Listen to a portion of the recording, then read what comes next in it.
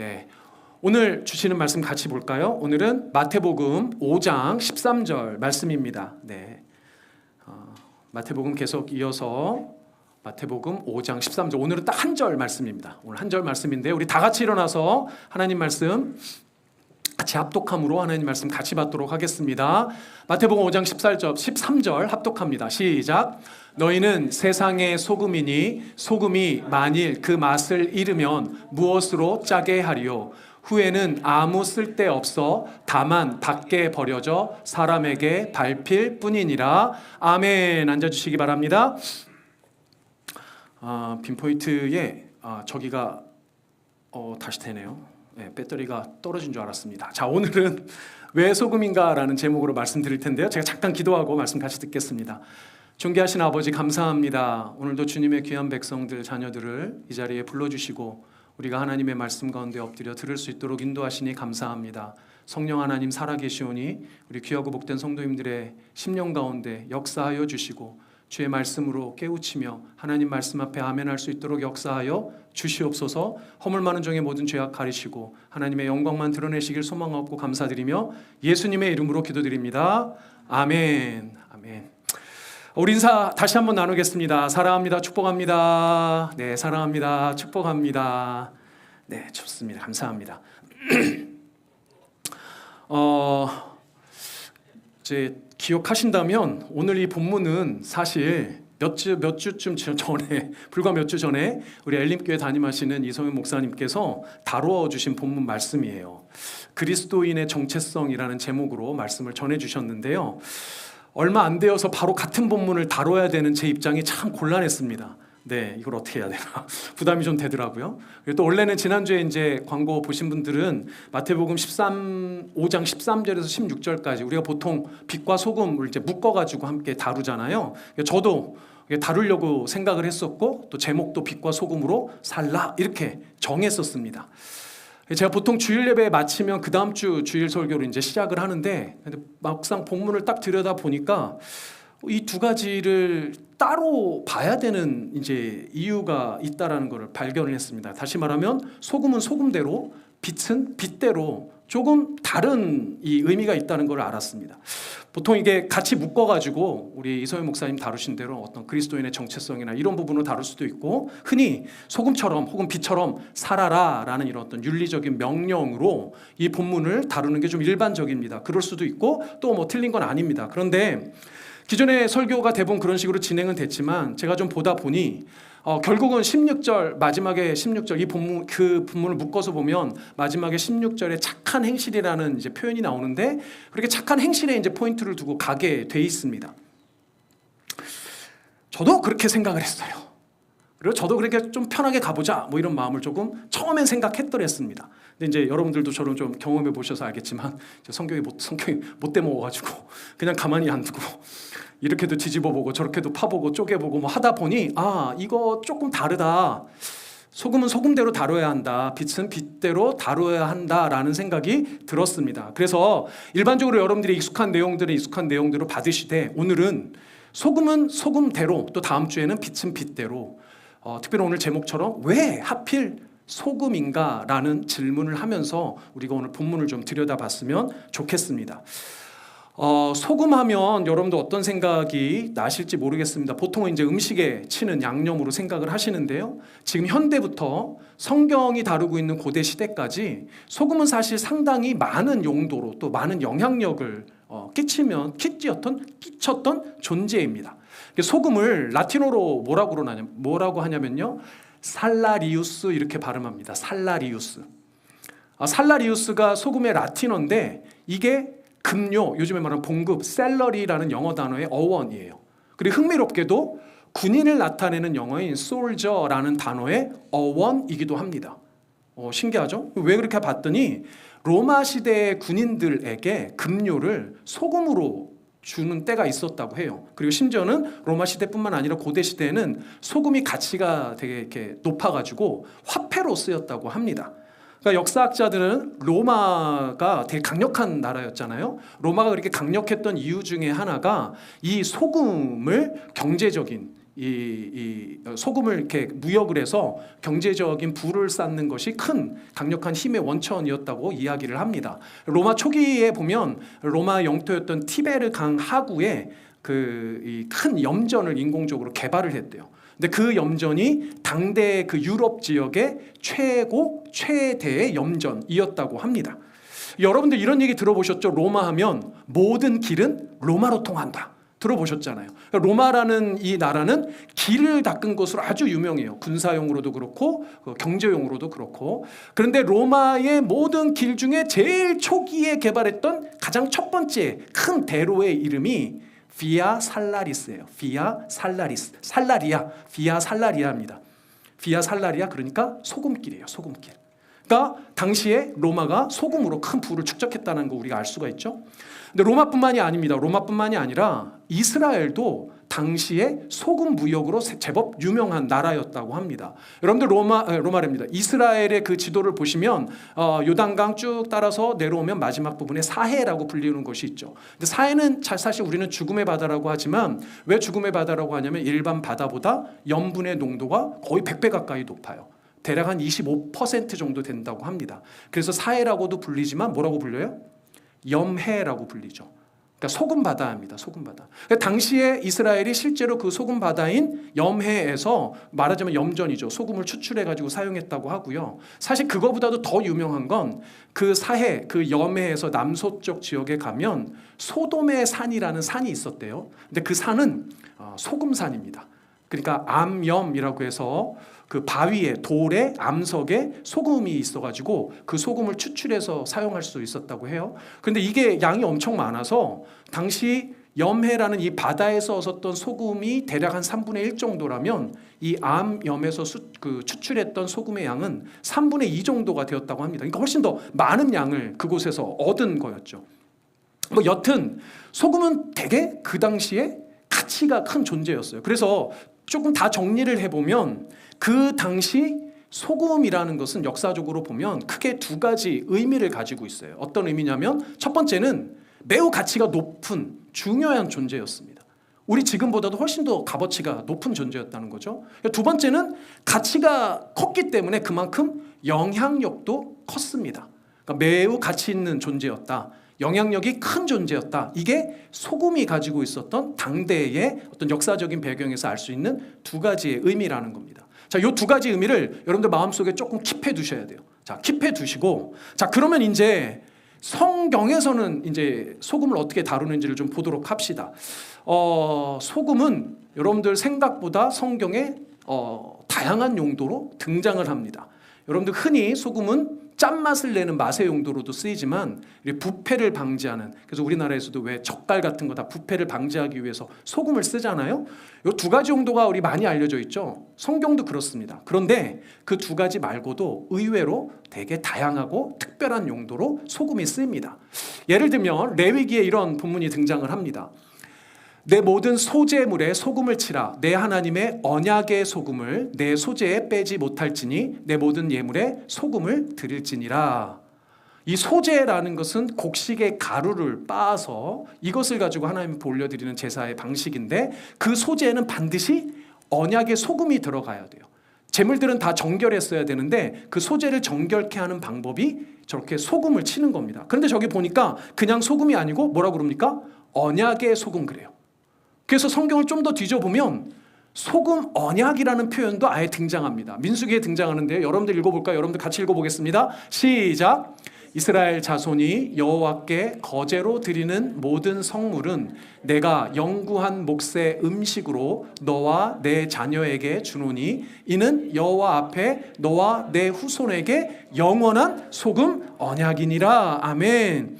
자, 이 소금 언약이라는 말이 아예 등장을 하죠. 그런데 어떤 소금 언약입니까? 영원한 소금 언약이에요. 저기 거제라는 표현이 등장하는데 거제도 제사의 방식인데 저건 제물이 아니라 제사 방식입니다. 그래서 제물을 이렇게 높이 올라가지고 흔들어서 하나님께 드리는 제사 방식이거든요. 근데 그 거제를 드리는 제사의 음식에도 소금을 치는데 저 소금은 소금 언약의 소금이에요. 이 소금 언약은 어떤 표시냐면 하나님과 언약을 맺었던 하나님과 이스라엘 백성 사이의 언약인데, 저때 그 소금을 영원하다라고 표현한 건 소금은 맛이 변하지 않고 영원하다라는 의미에서, 그러니까 변치 않는 언약이라는 컨셉이에요. 그런 개념을 가지고 절대로 하나님과 이스라엘 백성 사이의 언약은 변하지 않는다, 이거는 절대로 깨지지 않는 언약이다 라는 의미에서 소금 언약이라는 말을 붙였습니다. 여러분들이 대부분의 질문하시겠죠. 아니 목사님, 이스라엘은 엄청 변했잖아요. 맨날 우상 숭배하고 하나님 배신하고 이렇게 질문할 수 있지 않겠습니까? 근데 엄밀히 말해서 이 언약은 하나님이 주도하신 언약이에요. 성경에 나오는 언약들은 예전에 언약 저랑 같이 배우신 분들은 기억나실 텐데요, 쌍방간의 동등한 언약이 아니고 언약의 주체가 하나님이세요. 하나님이 주도적으로 언약을 맺어주신 겁니다. 그러니까 이 소금 언약이 영원히 변치 않는다는 건 누가 영원히 변치 않을 거라는 거예요? 하나님께서 영원히 변치 않으실 거라는 거예요. 그것을 강조하는 내용입니다. 그러니까 지금도 마찬가지예요. 우리를 한번 백성 삼으시고 자녀 삼아 주셨다면 우리가 뭐 때론 실패할 수도 있죠. 또 심지어 배신하기도 하잖아요. 그렇죠? 그런데 하나님은 변하세요, 안 변하세요? 안 변하세요. 제가 참 감사한 일입니다 라고도 썼지만 이런 걸 생각하면 제가 참 속이 터져요. 누구 때문에 속이 터질까요? 하나님 때문에 속이 터져요. 왜냐? 나 같으면 저렇게 배신하는 것들 당장 버려버릴 텐데 우리 하나님은 그렇게 안 하세요. 속 터져도 하나님은 끝까지 지켜주신다는 거예요. 그래서 참 감사한 일이기는 하지만 한편으로 제 속은 터지더라 이거죠. 그런데 어쨌든지 간에 절대로 여러분들 한번 자녀 삼으시고 제자 삼으셨다면 변하시지 않는 그 하나님, 믿음으로 붙드시는 여러분들 되시길 바랍니다. 하나님은 변치 않으신 하나님이라는 걸 여러분들 반드시 명심하셨으면 좋겠습니다. 우리 유튜브로 설교 보시는 분들 가운데 하나님을 배신하여 떠나신 분이 있다면 좋은 말로 할 때 돌아오시기 바랍니다. 네. 자, 어쨌든 이런 용도 말고도 성경에는 여러 용도가 많이 등장을 합니다. 예를 들면 오염된 것을 정화시킨다는 이런 용도로도 쓰이고요, 치료제로도 쓰입니다. 그리고 이 소금이 충성의 표식으로도 쓰였어요. 또 아기가 태어났을 때 아기의 정결 의식을 위해서도 소금이 사용되었습니다. 신약으로 올라오 보면 거름을 이제 우리가 주는데 거름이 비료잖아요. 이 거름의 성분으로도 소금을 섞었다라는 내용이 나오고요. 비유적으로는 어떤 표현도 나오냐면 성도의 언어 생활이 중요하다라는 이 비유적인 의미로 바울이 쓰기도 했습니다. 이렇게 긍정적인 근데 의미만 쓰였냐? 그것도 아니에요. 부정적인 용도로도 소금이 쓰였습니다. 부정한 땅, 황무한 땅을 의미할 때 소금이 쓰이는데요, 사사기에 보면 이런 말씀이 나옵니다. 아비멜렉이 그날 종일토록 그 성을 쳐서 마침내는 점령하고 거기 있는 백성을 죽이며 그 성을 헐고 소금을 뿌리니라. 저기 아비멜렉이 누구냐면 여러분들 아주 잘 알고 계시는 사사 중에 기드온이라는 사사가 있어요. 근데 기드온이 아주 잘했죠. 근데 기드온의 아들입니다. 아들이 아비멜렉이에요. 근데 아비멜렉은 좀 악했습니다. 그래서 본인이 왕이 되고자 막 성들을 점령하고 다녔어요. 사람들을 죽이고 살인하고 악행을 일삼았던 그런 사람인데, 저 아비멜렉이 세겜성을 쳤을 때 장면이에요. 그러니까 세겜성을 치고 거기에 있는 사람들을 죽이고 진멸하는 것으로 멈추지 않고 그 땅을 아예 황폐하도록 소금을 치는 장면입니다. 정말 악하죠. 그래서 사실 아비멜렉은 어떤 최후를 맞이하게 되냐면 한 성읍을 또 도전을 했다가 망대에서 여인이 던진 돌에 맞아서 죽는 아주 비참한 최후를 맞게 됩니다. 여튼 이 본문에서 나오는 저 소금은 부정한 용도예요. 땅을 저주하는 용도고 황폐케 만드는 용도로 소금이 사용되었더라는 거예요. 자, 이렇게 보면 뭐 고대의 의미로도 그렇지만 성경에서도 소금은 상당히 다양한 용도로 쓰였구나, 이거 기능이 되게 많고 역할이 많구나라는 것을 알 수 있을 겁니다. 얼추 잡아도 학자들 중에는 10가지가 넘는다라고 이야기하는 사람이 많아요. 그러면 도대체 오늘 우리가 읽었던 마태복음 5장 13절에서의 저 소금은 이런 수많은 소금의 어떤 역할이나 용도 중에 어떤 부분을 염두하고 소금을 비유로 들었을까요?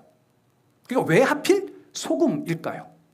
자, 이 질문을 마음에 두고 오늘 본문을 다시 한번 보겠습니다. 우리 다시 한번 본문을 읽어보겠습니다. 시작. 너희는 세상의 소금이니 소금이 만일 그 맛을 잃으면 무엇으로 짜게 하리요? 후에는 아무 쓸데 없어 다만 밖에 버려져 사람에게 밟힐 뿐이니라. 자, 제가 빨간색으로 표시를 해놨는데요. 언뜻 보면 맛을 잃는다, 짜게 한다 라는 표현을 보니까 그러면 소금이 짠맛을 내는 저 짜다라는 그 기능에 포인트를 둔 게 아닐까. 그러니 저 짠맛을 내는 소금처럼 살아라 라고 결론으로 가기가 쉽습니다. 우리가 또 이 구절 너무 익숙하니까 어떤 선입견이 있어서 그냥 읽다가 보면 훅 그렇게 지나갈 가능성이 매우 커요. 그런데 좀 자세히 들여다보면 우리가 생각했었던 그런 선입견과는 조금 다릅니다. 어떻게 다르냐? 첫 번째, 예수님이 소금으로 맛을 내라, 짜게 해라 이렇게 말씀하지 않으세요. 그렇죠? 맛을 내라, 짜게 해라 라고 말씀하지 않으십니다. 이게 다음 주에 등장하는 빛과 되게 다른 부분이에요. 다음 주에 다루겠지만 빛은 빛을 비추라 라고 명령하세요. 그러니까 빛을 비추라 라는 건 긍정 명령이죠. 빛을 비추라. 그런데 소금에 대해서는 그런 맛을 내라, 적극적으로 어떤 역할이나 기능을 해라 라고 말씀하시지 않습니다. 오늘 보니까 맛을 오히려 잃지 마라 라고 표현을 해요. 그러니까 긍정 명령이 아니고 무슨 명령이에요? 부정 명령입니다. 부정 명령이에요. 흥미로운 것은 저 맛을 잃는다 라는 저 표현에 저 단어를 보면 맛이라는 단어와 잃다라는 두 단어로 이루어져서 서로 다른 단어인 것 같지만 원어는 한 단어예요. 저 맛을 잃다라는 단어가 헬라어로 한 단어인데 놀랍게도 그 뜻이 맛과는 아무 상관이 없어요. 모라이노라는 헬라어인데 이게 원뜻은 뭐냐면 어리석다, 어리석게 하다 이런 단어입니다. 맛을 잃다라는 단어가. 이 모라이조라는 단어가 사실 여러분들이 익숙하게 나오는 표현은 어디서 나왔냐면 마태복음 25장에 보면 신랑을 기다리는 열 처녀 비유 나옵니다. 우리 몇 주 전에 우리 아이들 설교 때 나왔었잖아요. 그 열 처녀 비유에 다섯 처녀가 등장하죠. 첫 번째 다섯 처녀는 기름을 성실하게 잘 준비했었던 어떤 처녀라고 되어 있습니까? 슬기로운 처녀라고 되어 있어요. 근데 기름을 잘 준비하지 않았던 다섯 처녀는 어떤 처녀? 자, 어리석은 처녀, 미련한 처녀라고 되어 있어요. 미련한. 그 미련하다라는 단어가 딱 저 단어입니다. 그러니까 오늘 저 본문은 그 원어의 원의로 쫓아가면 어떤 소금입니까? 맛을 잃은 소금이 아니고 미련한 소금이에요. 어리석은 소금이에요. 무슨 말인지 이해되십니까? 그리고 저 짜게 하리요도 맛이 짜다라는 의미가 아니고 원어의 의미 자체는 그냥 salty예요. salty. 그러니까 소금을 치다입니다. 소금을 치다. 소금으로 맛을 내다라는 의미예요. 우리가 일반적으로 소금이 짜다라고 생각하니까 그냥 짠맛을 내다라고도 할 수 있지만 다시 생각을 하면 소금의 기능을 해라예요. 그냥 소금의 기능을 해라. 제가 강조하고 싶은 건 짠맛의 강조점이 없다는 거예요. 여러 가지를 종합해 보면 오늘 본문에서 소금 비유를 통해서 진짜 말하고 싶은 내용은 뭘까요? 단순히 짠맛을 내라는 아니라는 거예요. 그럼 뭡니까? 이 본문에서 하고 싶은 얘기는 소금이 소금으로서 제 역할과 기능을 하지 않는다면 버려져 밟히는 존재에 불과하다는 얘기를 하고 싶은 거예요. 그러니까 단지 맛이 아니라 혹은 뭐 부패나 무슨 정결이나 청결이나 치유나 뭐 이런 어떤 용도나 역할이나 기능의 포인트가 있는 본문이 아니라는 거예요. 소금이 가지고 있는 어떤 본래의 성질, 자기만이 가지고 있는 어떤 고유한 기능과 역할, 그 하나하나의 어떤 의미를 부여하는 게 아니고 뭐의 의미를 부여하는 거예요? 그 본래의 기능과 역할을 잃어버리지 말라는 거예요. 왜일까요? 왜 그걸 강조하는 걸까요? 소금의 역할은 다른 것이 대신해 줄 수 없기 때문이에요. 소금의 역할은 다른 게 대체할 수 없기 때문이에요. 결국 이런 내용들을 모두 결론을 내보면 오늘 저 짧은 한 절이 담고 있는 핵심 메시지는 이겁니다. 왜 소금인가에 대한 답은 꼭 필요한 존재이기 때문이라는 거예요. 소금은 꼭 필요한 존재이기 때문에 이 본문의 이야기를 했다는 겁니다. 구체적인 어떤 기능, 어떤 역할에 대한 말씀이 아니라는 거예요. 짠맛을 내느냐, 썩지 않게 하느냐, 정결하게 하느냐 그런 것이 핵심이 아니라는 겁니다. 이 본문이 말씀하는 건 이거예요. 진짜 소금이라면 반드시 맡겨진 그 자리에 꼭 필요한 존재라는 사실을 강조하고 싶은 거예요. 그러니까 적용을 할 때 어떻게 살아야 하느냐가 포인트가 아니에요. 이건 우리가 어떤 존재냐라는 거에 포인트가 있다는 거예요. 여러분들 기억하신다면 이 본문의 말씀은 모든 세상 사람들에 대한 게 아닙니다. 누구에게 하고 있는 말씀이에요? 이미 부르신 제자들을 향해서 하신 말씀이에요. 그러니까 여러분들이 진짜 참된 소금이라며, 그러니까 진짜 참된 제자라면 여러분은 여러분이 있는 그 자리에 꼭 필요한 존재예요.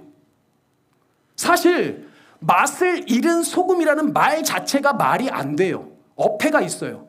이거 영어로 바꾸면 이렇게 되더라고요. unsalty salt. unsalty salt. 그게 말이 안 되는 겁니다. 소금인데 소금이 아니래요. 이게 말이 됩니까? 말이 안 되죠. 그러니까 존재 자체가 소금이 아니라는 거예요. 소금이라는 존재, 그 제자라는 그 존재 자체가 의미가 있는 건데 unsalty salt면 그거 소금이 아닌 거죠. 그냥 제자가 아닌 거죠. 근데 우리는 이미 하나님의 자녀로 부름 받았고 이미 예수 그리스도의 제자로 부름 받았다면 그 존재 자체의 의미가 있다는 거예요. 그래서 오늘 본문의 시작이 뭐로 시작합니까? 너희는 세상의 소금이 되라가 아니에요. 너희는 세상의 소금이다예요. 여러분들은 이미 세상의 소금이에요. 여러분들은 이미 하나님의 자녀예요. 이미 예수의 제자예요. 믿으시는 여러분들 되시길 바랍니다. 아멘.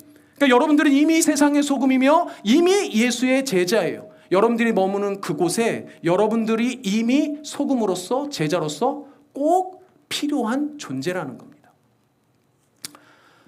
이게 오늘 본문이 가지고 있는 포인트예요. 그러니까 왜 소금인가라는 질문의 답은 꼭 필요한 존재이기 때문이라는 겁니다.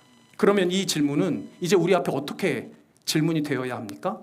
왜 소금인가라는 질문은 왜 나인가라는 질문으로 바뀌어야 돼요. 왜 나인가? 나도 정말 그렇게 필요한 존재인가? 아니, 어떻게 내가 그럴 수 있을까? 라고 생각하실 수도 있을 것 같아요. 어제 우리 새벽 예배 때 무슨 찬양을 했냐면 나 같은 죄인 살리신이라는 찬양을 했습니다.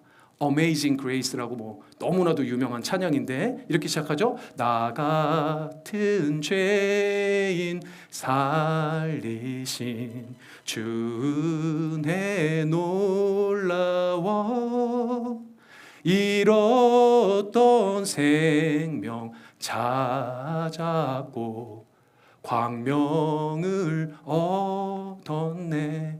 아멘. 죄인인 나를 살리셨어요. 왜 나 같은 죄인을 살리셨을까요? 하나님 앞에 설 때마다 우리는 이 질문을 사실 안 할 수가 없습니다. 내 안에 가득한 죄악들을 보면 내가 저지른 수많은 실수들, 내 연약함들, 내 단점들, 맨날 배신하는 내 모습을 보면 왜 나 같은 죄인을 이렇게 부르셨을까? 제가 청소년 청년들 많이 만나다 보니까 여러 질문들을 듣는데 사실 이 질문이 제일 많았던 것 같아요. 고민 상담이 이 질문이 제일 많아요. 내가 잘하는 게 뭐가 있지? 내가 뭘 해야 하지? 자신감은 없는데 자존심은 양보를 안 하는 거예요. 그러니까 자꾸 작아지고 주눅드는 청소년 청년들이 정말 많았습니다. 그러니까 아무런 쓸모가 없는 것처럼 초라하게 느껴지는 그런 청소년 청년들이 많았다는 거죠. 근데 뭐 우리라고 다를까요? 어른이라고 다르겠습니까? 장년 노년이라고 다르겠습니까? 미국에 와서 우리 미국인들 앞에만 서면 작아지는 내 모습을 영어 때문에 저는 맨날 느끼는데 얼마나 우리가 자꾸 초라해지나요? 그런데 그런 나를 하나님이 사용해 주신대요. 내가 도대체 무슨 쓸모가 있는 걸까? 나를 알아봐 주시기는 하는 걸까? 이런 생각 들더란 말이죠. 왜 나인가? 최근에 아주 유행했던, 지금도 유행하고 있는지 모르겠는데요. 프로그램 중에 검은색 요리사, 흰색 요리사 등장하는 요리 프로그램이 하나 있습니다. 우리 청년들하고 얘기하다 보니까 이게 엄청 유행한다고 그래서 제가 조금 봤어요. 조금 본다는 게 쭉 빠져갖고 끝까지 봤네요. 자, 근데 보니까 이런 프로그램이에요. 뭐 세상에 이제 잘 꽤 알려진 요리사들은 흰색 유니폼을 입고 무명의 요리사들 수십 명이 검은색 유니폼을 입고 요리를 이제 해서 경쟁을 하는 요리 프로그램입니다. 이제 검은색 요리사들은 이 특징이 뭐냐면 자기 이름이 이제 나오지 못해요. 그리고 닉네임을 이렇게 쓰게 됩니다. 그러니까 닉네임으로만 등장을 하는 거예요. 그래서 어쨌든 막 경쟁을 해갖고 최종 한 명을 뽑는데 최종 한 명이 우승하는 사람이 만약에 백색 요리사면 상관이 없는데 검은색 옷을 입은 요리사가 1등 했다. 그럼 우승 상금이 3억. 오. 근데 추가로 하나가 더 있어요. 검은색 요리사가 1등을 하면. 그게 뭐냐면 닉네임이 아니라 자기 진짜 이름을 공개할 수 있어요. 진짜 이름을. 그런데 가만 제가 프로그램을 보니까 3억에도 뭐 의미가 있겠죠. 3억인데. 그렇죠? 근데 보니까 흑색 요리사들, 이 검은색 요리사들을 보니까 자기 이름이 알려진다는 것에 생각보다 되게 큰 의미를 부여하는 것 같더라고요. 왜 그렇겠습니까? 사람들이 자기를 알아봐 준다는 거. 다른 사람들에게 내 이름이 알려져서 나도 어떤 의미 있는 존재가 된다는 것에 말하자면 가치를 부여하는 거잖아요.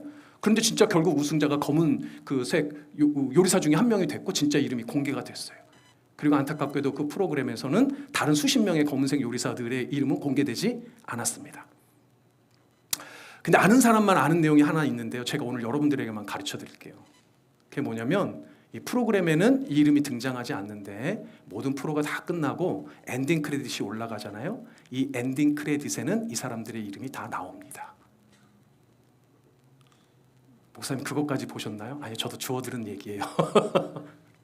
여러분들 그 프로그램, 그 역사에 이 사람들도 포함되어져 있는 주인공이라는 사실을 누구는 알고 있는 거예요? 따라해 보겠습니다. 디렉터는 알고 있다. 디렉터는 알고 있다. 사랑하는 여러분, 온 세상의 디렉터, 온 인류의 디렉터이신 하나님은 다 알고 계세요. 여러분들이 어떤 존재인지, 여러분들이 뭘 잘하고 뭘 못하는지, 여러분들 머리카락 한 톨까지도 다 세서 알고 계신 분이 하나님이세요. 세상은 몰라줘도 하나님은 알아봐 주세요. 그런데 더 중요한 사실이 뭐냐? 하나님이 여러분들을 알아봐 주실 때 여러분들의 어떤 기능이나 용도나 쓸모를 가지고 판단하시지 않는다는 거예요. 종종 말씀드리지만 여러분의 존재 자체로, 소금이면 소금 그 자체로 소중히 여기시고 사랑하신다는 거예요. 이게 정말 중요한 거예요. 그러니까 사랑하는 여러분들, 여러분들이 어떤 존재인지 하나님은 너무너무 잘 아시고 그 존재 그대로 귀히 여기시며 소중히 여기시며 사랑하시는 줄 믿습니다. 믿으시길 바랍니다. 믿으시길 바랍니다. 믿으시길 바랍니다. 아멘. 아멘. 그런 여러분들 되시기를 축복합니다. 아멘. 이 소금의 비유를 통해서 오늘은 딱 한 가지만 좀 적용을 했으면 좋겠는데 실천적인 내용이 있었으면 좋겠어요. 그게 뭐냐면 자신감에 대한 겁니다. 우리는 하나님의 자녀로서 자신감을 가져야 돼요. 자신감이 없다는 사람들 이렇게 종종 만납니다. 그리스도인들 중에도 우리 누구나 다 자신감을 갖고 싶어 하죠. 자신감 갖기 싫은 사람 아무도 없을 겁니다. 근데 사실은 태어날 때부터 자신감을 가지고 있는 사람은 없어요. 근데 우리가 이 자신감에 대해서 혼란스러워하는 이유가 있는데 그게 뭐냐면 자신감과 뭘 자꾸 혼동하냐면 자존심을 혼동합니다. 아까 전에 말씀드린 대로 자존심을 자꾸 세우고 싶은 거예요. 자신감과 자존심의 차이가 뭐냐면 여러 가지가 있을 수 있지만 가장 핵심적인 본질적인 차이는 타인과의 비교 여부에 있습니다. 여러분들 자신을 드러내는 어떤 근거들이 있죠. 뭐 학력이든 경력이든 제가 종종 말씀드리는 외모든 뭐 가지고 있는 재산이든 그 무엇이 되었든지 간에 자신을 내세우는 그 근거를 상대방과 비교하는 것에서 찾으면 자존심이 돼요. 그래서 자존심의 근거가 상대방과 비교해서 낮거나 뭐 형편없다고 느껴져서 자꾸 그게 확인이 되어지면 어떻게 돼요? 자존심을 세우죠. 목소리가 커져요. 승질을 냅니다. 씩씩거리게 돼요. 그게 자존심의 특징이에요. 그리고 어느 순간 본인이 상대방과 안 된다는 것을 인정하게 되면 와르르 무너집니다. 이게 자존심이에요.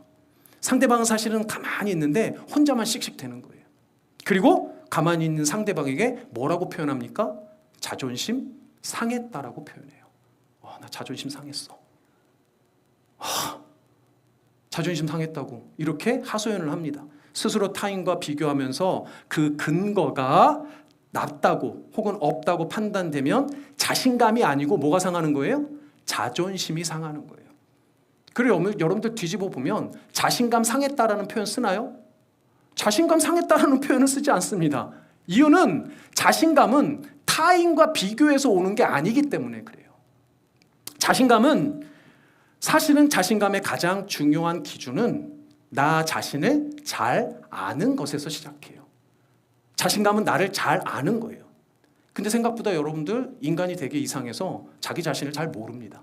우리가 우리 자신을 잘 몰라요. 나 자신을 정확하게 알아야 자신감이 커지게 됩니다. 내가 어떤 존재인지를 잘 알아야 한다는 거예요. 내가 무엇을 할 수 있는지, 내가 무엇을 할 수 없는지, 또 뭘 잘하고 뭘 잘 못하는지, 그걸 잘 알수록 사실은 자신감이 높아지게 되어져 있습니다. 그래서 그걸 잘 알기 위해서는 작은 일이라도 뭔가 해봐야 돼요. 뭔가를 해봐야 자신이 뭘 할 수 있고 뭘 알 수 있다는 거예요. 아무것도 하지 않으면 알 수가 없잖아요. 내가 어떤 존재인지를. 그래서 자기에게 주어진 일, 그 책임을 감당해 가면서 자신감이 커져가게 되어져 있습니다. 그 책임을 잘 감당해도 자신감이 커지지만 놀랍게도 신기한 건 그 책임을 잘 감당하지 못했을 때조차도 자신감이 커질 수 있어요. 왜냐하면 내가 잘 못하는 게 뭔지를 확인하기 때문에 그래요. 그리고 그 다음에는 그것을 보완할 수 있는 여지가 생기기 때문에 그렇습니다. 근데 신앙생활도 마찬가지예요. 신앙생활도 마찬가지라는 거예요. 뭐 대단한 것을 처음부터 한다고 우리의 신앙적 자신감이 커져가는 게 아닙니다. 소금도 그냥 자기가 가지고 있는 바로 그 소금됨을 잘 알고 지키는 것부터 시작을 하는 거예요. 그러니 자기가 현재 할 수 있는 것이 무엇이든지 일단 조금 하는 게 중요하다는 겁니다. 그게 뭔가 대단한 게 아니더라도 다른 사람과 비교하지 말고 하는 거예요. 그게 중요한 겁니다. 오늘 우리 그 찬양팀에 새로운 카온 주자가 등장을 해서 여러분들 깜짝 놀랐을 텐데, 오늘 또 수정이랑 같이 와서 커플 티를 입고 누군가의 마음에 염장을 지르는 저 친구는 또 네. 준석이가 2주 전쯤 신방을 이제 해서 얘기를 나누는데 자기도 교회를 위해서, 예배를 위해서 뭔가 작은 거라도 섬겼으면 좋겠다고 이야기를 하더라고요. 이유를 물어봤더니 이렇게 얘기했습니다. 자기 신앙을 위해서 하고 싶다라고 아주 정직하게 표현을 했습니다. 근데 저는 이 표현이 이 솔직함이 너무 좋았어요. 근데 여러분들 오해하지 말아야 되는 건 내 신앙을 위해서 하고 싶다라는 건 절대로 이기적인 표현이 아닙니다. 이건 나를 위한 거예요 라는 이기적인 표현이 아니에요. 그냥 예배만 드리고 가는 거, 그냥 교회만 왔다 갔다 하는 거, 그게 어느 날 마음에 걸린 겁니다. 그리고 무엇인가 나도 좀 해보는 게 좋을 것 같다라고, 나도 조금이라도 뭔가 섬기고 뭔가 헌신하는 게 좋을 것 같다라는 마음이 생긴 거예요. 이 마음은 내가 좀 더 좋은 예배자가 되고 싶다는 마음이고, 하나님께 더욱 가까이 가고 싶다는 마음이고, 내가 예수로 더욱더 충만했으면 좋겠다라는 마음이에요. 우리 지난주에 다룬 팔복의 내용의 말씀에 보면 심령이 가난하다는 건 딱 이런 표현입니다. 그러니까 이건 이미 복을 받은 사람의 증거라고 할 수 있는 거예요. 드럼을 예전에 연주했다고 그래서 드럼이 있으면 저희가 좋은데 드럼이 없어서 일단 완전히 다른 악기긴 하지만 타악기니까 카온을 한번 해보려 하고 카온을 권유를 했습니다. 그리고 지난 주일에 받아갔어요. 카온을. 한 주 연습한 거예요. 한 주 연습했는데 의대 공부하고 있잖아요. 여러분들 아시는데 얼마나 바쁘겠어요. 얼마나 연습은 제대로 한 번이나 했겠습니까? 오늘 어땠어요? 너무 잘했죠? 네. 너무 잘했습니다. 뭐 실수가 없었던 건 아니에요. 뭐 완벽한 건 아닙니다. 근데 제가 돌아보면 오늘도 제가 실수는 제가 제일 많이 했어요. 그런데 어쨌든 뭐가 중요해요? 일단 시도했고 자기에게 주어진 일을 감당하려고 애썼고 실수한 부분도 있었지만 오늘 이 시작이 어떤 거예요? 내가 뭐는 할 수 있고 뭐는 좀 부족하고 발견하는 시간이고 스스로 그렇게 알아가다 보면 저는 확신합니다. 점점 자신감이 커질 거예요. 그리고 어느 순간 나도 필요한 사람이구나 라는 것을 확인하게 될 겁니다. 그 주어진 책임을 잘 감당하는 과정 가운데 자신감이 또 커져가는 거예요. 시너지가 자꾸 늘어가는 거죠. 그러니까 이런 과정들을 통해서 하나님 앞에 자기의 신앙이 더욱더 커져가고 성숙해져 가는 겁니다. 준석이를 위해서 기도해 주시는 여러분들 되시길 바랍니다. 자, 말씀을 맺겠습니다. 오늘 소금에 대해서 다루었는데 오늘 본문 시작할 때 처음 말씀드릴 때 이 소금이 2가지의 중요한 의미가 있다라고 말씀드렸습니다. 뭐였습니까? 첫 번째는 매우 가치가 높은 중요한 존재였다. 두 번째는 영향력이 아주 큰 존재였다. 사실 여러분들 아시겠지만 소금은 아주 적은 양으로도 큰 영향을 미치는 그런 존재입니다. 여러분들이 바로 하나님 앞에서 그런 존재들이라는 거예요. 2가지를 기억했으면 좋겠습니다. 첫 번째, 하나님에게는 당신이 가장 가치로운 중요한 존재예요. 두 번째, 당신이 하나님의 자녀, 예수의 제자라는 그 사실은 여러분들은 느끼지 못할지 모르겠지만 이미 세상에 영향력을 주고 있는 존재라는 거예요. 지금 여러분들의 모습이 스스로 돌아볼 때 작아 보일 수도 있습니다. 별다르게 크게 잘하는 것도 없어 보일 수도 있고 하는 일마다 잘 안 되어서 부족하다고만 여겨질 수도 있습니다. 그러나 하나님은 이미 당신을 부르셨어요. 이미 자녀 삼으셨고 예수 그리스도의 제자로 세워주셨습니다. 그 사실이 중요해요. 여러분들이 이미 소금이고 이미 하나님의 자녀고 이미 예수 그리스도의 제자입니다. 그러니 소금처럼 살라가 아니고 당신은 이미 소금이다라는 이 사실을 기억했으면 좋겠습니다. 여러분들은 그렇게 느끼지 못할지 모르겠지만 여러분들은 꼭 필요한 존재예요. 이 중요한 영적 진리를 잊지 마시고 당신에게 도전이 되는 아주 작은 일일지라도 그 일부터 시작하는 여러분들 되셨으면 좋겠습니다. 가정을 위해서건 교회를 위해서건 이웃을 위해서건 하나님의 영광을 위해서라면 하나님께서 귀히 보실 줄 믿습니다. 이 말씀 믿으시고 여러분들의 삶이 소금과 같이 소중하고 가치롭게 서서히 영향력을 높여가는 그런 은혜가 있기를 주님의 이름으로 축복합니다. 아멘. 우리 같이 결단의 찬양할 텐데요. 우리 아까 전에 했었던 우리를 사용하소서라는 찬양을 좀 했으면 좋겠습니다. 여러분들도 하나님 앞에 사용받을 줄 믿습니다. 네, 우리 함께 이 찬양으로 주님 앞에 나아가고요. 그 다음에 우리 블루진 공동체 고백 함께 하도록 하겠습니다.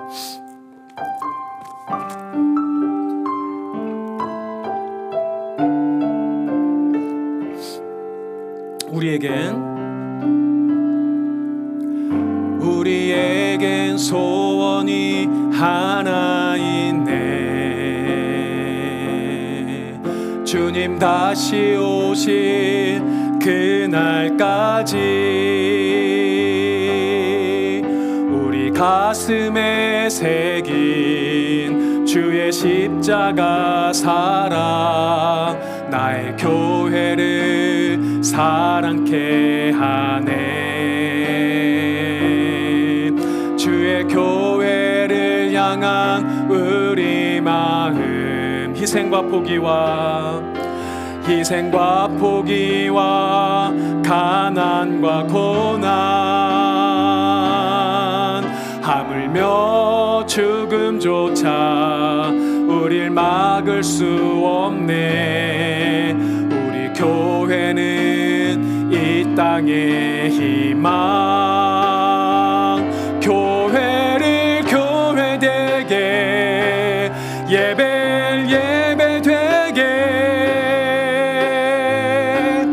우리 사용하소서. 진정한 부흥의 날 오늘 임하도록 우리 사용하 성령 안에 예배하리라. 성령 안에 예배하리라. 자유의 마음으로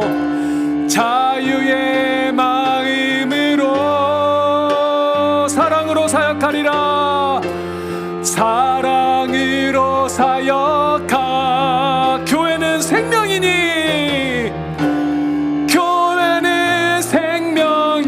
우리 두 손 들고 찬양합니다. 교회를 교회되게 예배되게 우리 사용하소서. 진정한 부흥의 날 오늘 임하도록 우리 마지막으로 교회를 교회되게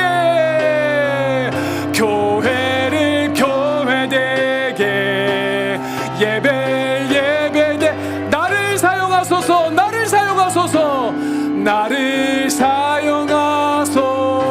진정한 부흥의 날 오늘 임하도 나를 사용하소서. 나를 사용하소서.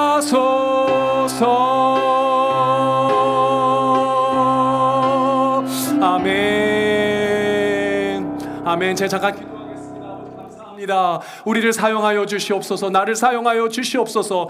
아버지 하나님께서 나를 이 땅 가운데 자녀로 불러주셨을 때, 예수의 제자로 세워주셨을 때 이미 아버지 하나님께서 꼭 필요한 존재이기에 우리를 소중히 여기시며 사랑하시는 줄 믿습니다. 나의 존재를 주님 앞에 올려드릴 때 나를 가장 가치롭고 소중하게 여겨주시는 아버지 하나님의 뜻대로 사용하여 주시옵소서. 감사드리오며 존귀하신 예수님의 이름으로 기도드립니다.